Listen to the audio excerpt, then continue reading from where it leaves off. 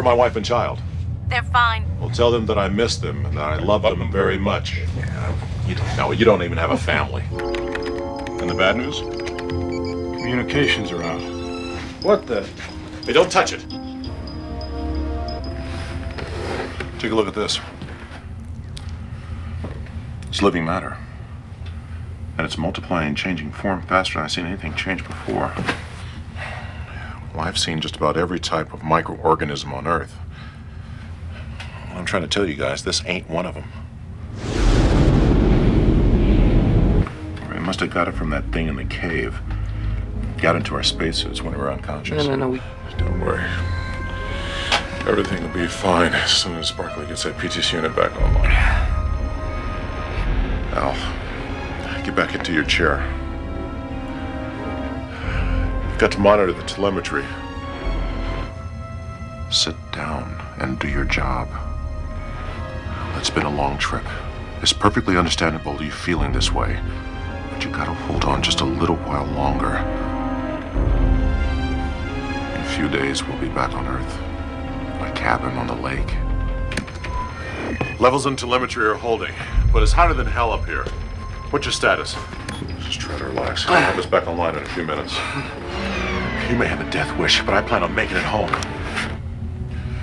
We had a temporary malfunction in the system. I think we got it under control. Temperature's at 116. All other levels are redlining because of the heat. No thanks to you. Did you touch any of that stuff? The organism, the ooze? Did you touch any of it? Humor me.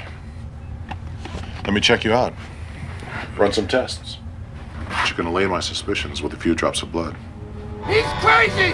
Got hit on the head. You're imagining things. It's not Wells. Ed, you ejected him into space. No, you killed him. That wasn't him. Okay, whatever. What's important now is that you let me help you. Ed, you're not making any sense. Let me take a look at that head. You stay with me. Take mine. No, not parts. You need to stay hydrated. I can live without it for a while. It's more important that you stay sharp.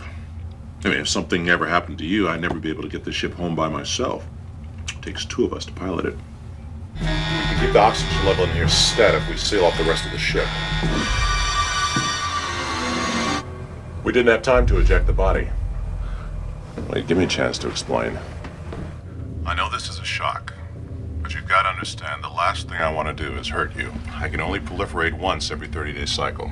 That's an awfully polite word for sucking somebody's brains out or whatever it is you do. Well, actually, I introduce a spore into the body, which leaves the body and replicates it. I assure you, neither one of your friends felt any pain. Relax.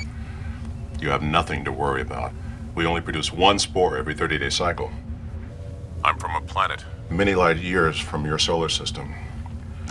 When our sun died out, we had to find a new home.